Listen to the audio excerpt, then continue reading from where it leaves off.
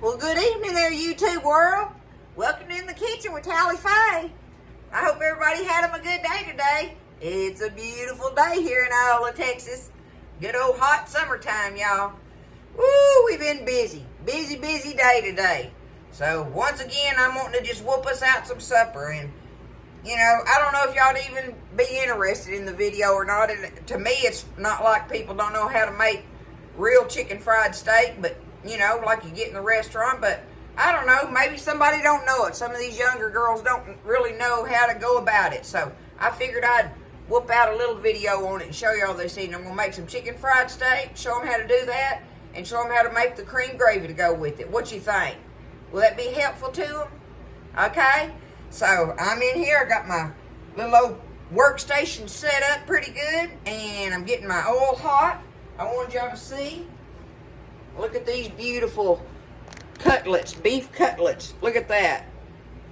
Dinner plate. Now, see there? That's a big old chicken fried steak. 2 of them's for Buzz and 1's for me, y'all. So, we're going to do that. And I got, I'll wait and do them a little later. I don't know if y'all can see them through the bag, but Buzz's beautiful Brussels sprouts he grew. We're going to have us some Brussels sprouts and cheese with it tonight. So, I'll do them later on. But, anywho, I want to show y'all how I go about this.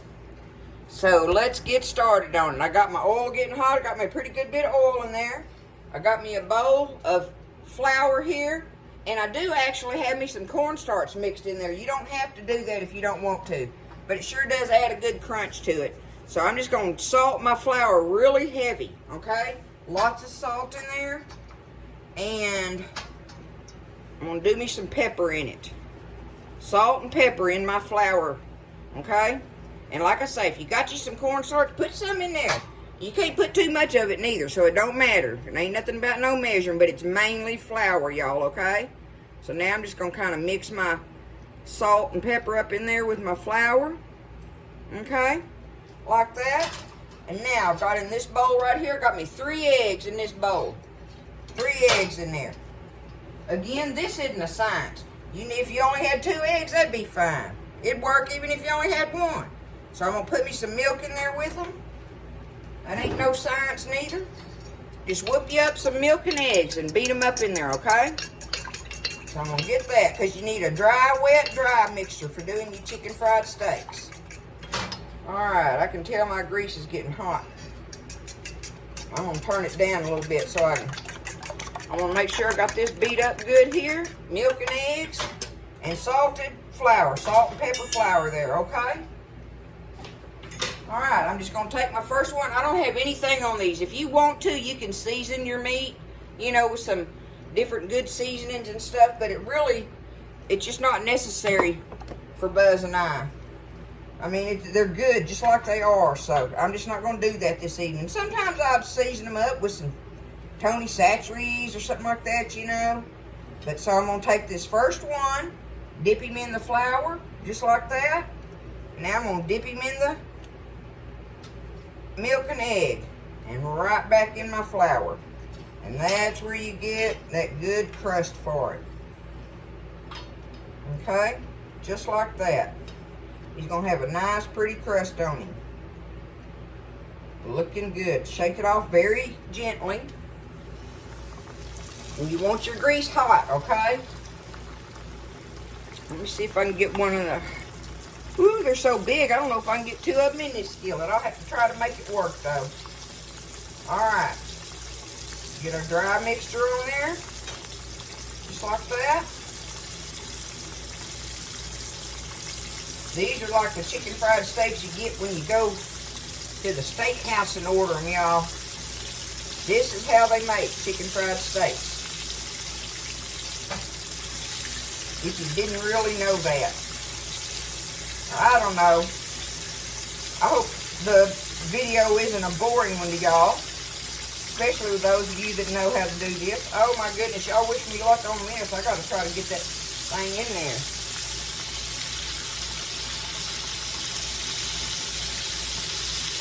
And I got my nifty meat thingamajiggies I got sent to me in the mail by y'all. And it is a gem. a jewel. Okay, I'm gonna just kind of leave it kind of like that. It might have a little bit of a bubble in it there, but it'll be all right. Now, I'm gonna go ahead while that's cooking and get my last one done here so I can make me some room over here, y'all. Easy peasy and so good. So good. These are tenderized beef cutlets, okay? Tenderized beef cutlets. That's what you gotta have a good chicken fried steak now. You want it to be be a good cutlet. Otherwise, it'd be tough, okay? Let me lay that one down. I'm gonna go over here and get my hands washed off. All right, so I've got I'm gonna turn my fire back up to medium now. I had it too hot a while ago, but you can see they're starting to brown beautifully in there, right? And you don't want to mess with them because you'll knock your crust off of there before they're ready to turn. So I'm getting my fire back up at least to medium because my fire on here cooks hot, y'all. You want to cook them pretty hot, okay? You don't want to cook them real slow because that meat gets done quickly in there. It ain't no problem. Look at me in here just cleaning away while I'm talking. It's a habit, y'all. If you clean up while you're doing it, it sure helps. Anyhow, we're going to get these steaks fried up. I'm going to get them over here and I'll get them draining, and then we will get on. When we get through with these, we'll get our pot of gravy working for it. So it's chicken fried steaks and cream gravy. Good old country eating, right? Simple. Nothing fancy tonight, y'all, but it sure is good.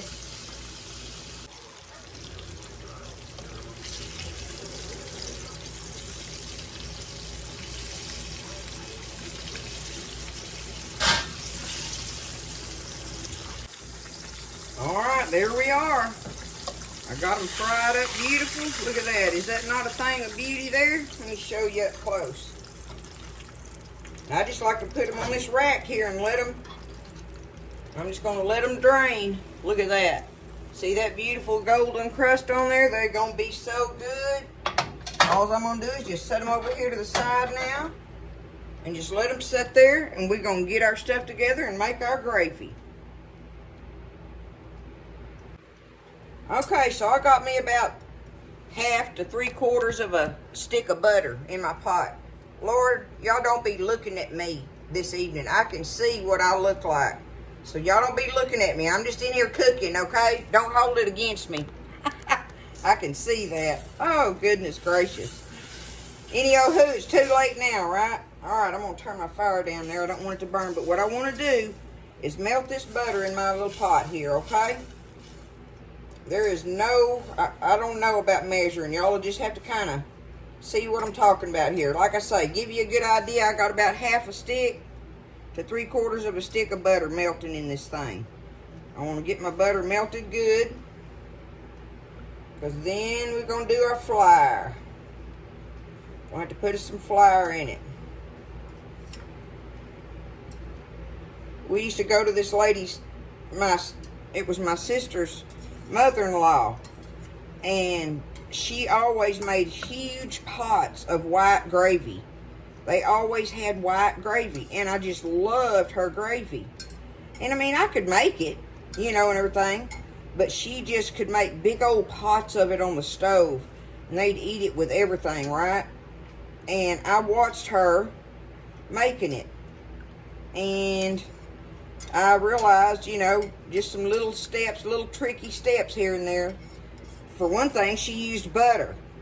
I never used butter. I'd use oil or whatever in my, you know, when I would get ready to make my roux for it. And she used butter, and I think that was probably one of the main things. Okay, I'm going to turn it up here. I want to get it hot. Now, I need me some flour, y'all. Okay. This thing is a 1/3 cup. As y'all know, everybody that watch me knows my little scoop in my flour is a 1/3 cup. Let's just sprinkle some in here. That ain't even half of it. I want to stir it around and see. Okay. I want it a little. Nope, that's enough. That ain't even half of that 1/3 cup scoop, y'all. Okay, I want to turn this down. I don't want, and the thing is, I don't want this to brown. I just want to cook the flour for a minute, get that raw flour taste out of it. But y'all see how the thickness I've got that like? Now sometimes I'll get a little too much flour in there, and I'll add me some more butter to it, or whatever when I'm making my gravy roux. So if you get too much flour in there and it gets too thick looking on you, just add a little more of your oil thing to it, whatever your oil is for that day. Okay? All right. That's cooking just like that. I'm going to go ahead and add me some milk to it. Want me some milk in there, okay? How much y'all think that was? Looks like to me I got about 2 cups in there probably. Roundabouts. Okay, let me get it stirred up a little bit here. And while it's heating, I'm gonna go ahead and add me, and I like to use the big black pepper for this. Put the big black pepper in there. If you don't have it, just use your regular pepper. All right, now I'm going to put just a little pinch of salt, and I'm going to tell you why that's all I'm going to, okay, that's all I'm going to put in there right now. Because one of the things, let me get a spoon. One of the things that I like to put in here, y'all, is a little bit of this chicken bouillon. That's one of the little secrets in there to it. I found that out working out at the cafeteria at the power plant back years ago. So see, like I'm going to put, see this is a soda, one of them big old long-handled soda spoons. See how much I got in there? Probably about half of that. Let me see. Yeah, I'll put that in there, okay? That gives it such a wonderful boost of flavor. And what it was I seen that, okay, I'm just going to stand here and stir it now. We're waiting on it to get thick. But I found out, I was reading on the packages that we used out there at the power plant. Because the gravy was delicious on Chicken Fried Steak Day, right? And I was looking through the ingredients on that package, and it had chicken bouillon in it. You know, when you buy those packets from the store, chances are they've got a little thing of chicken bouillon in there for flavoring in your white gravy. Who knew, huh? You don't have to have it. I made it all them years without it, and it's delicious. And I know that lady that made it, that I loved it, didn't put that in there. But I did find out that was a good something to add to it if you got it, okay? So, we're just going to stand here and wait for it to heat up, and we're going to see what kind of thickness it's at. See how thick it's going to be if we need to add more liquid to it. Just always add a little less, and that way you can add more, because you can't, by then, it's you can't, your flour that you added to it to try to thicken it up would mess it up. It wouldn't be right, okay? So, start off with less liquid, stirring it around, and then add liquid little bits at a time, okay? Okay, so I've just been standing here stirring it. You see it starting to do the bubbling. See how it's bubbled? The bubbles are popping in it. Just keep stirring on it. Keep it stirring. You don't want it to stick down there anywhere. But look at that.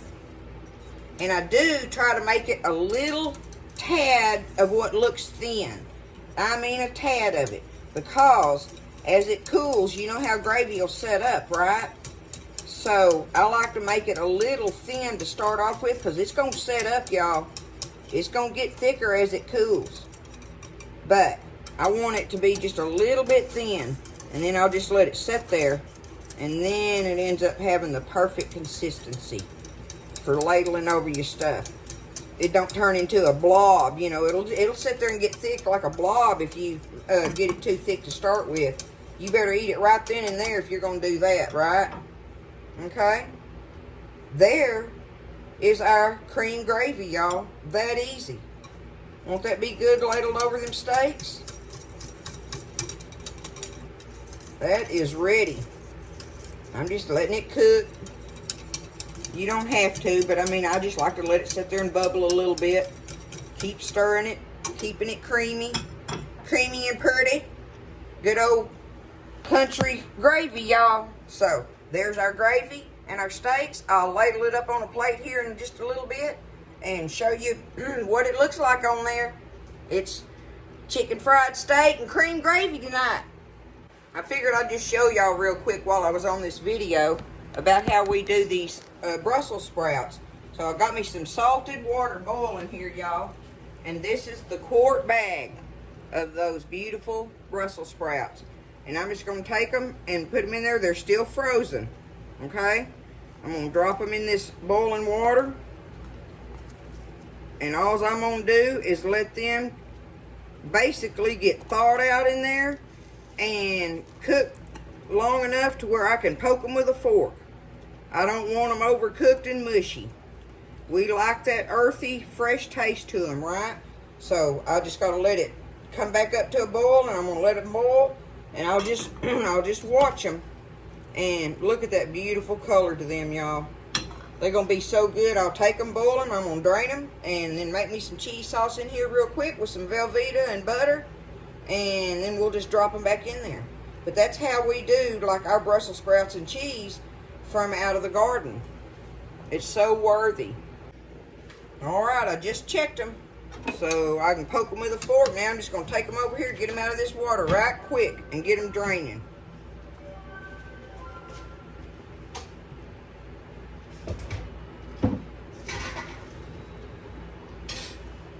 All right, now while they're draining, I've got me, y'all just look, I just cut me off about,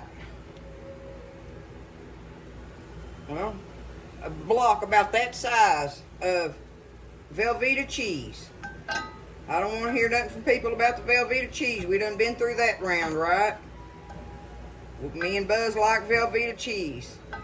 So, you use whatever kind of cheese you want if you don't want to use this, but you can just melt it right in there, right quick. So I'm just using the same pot. You cube it up a little bit here. Go ahead and turn my fire back on.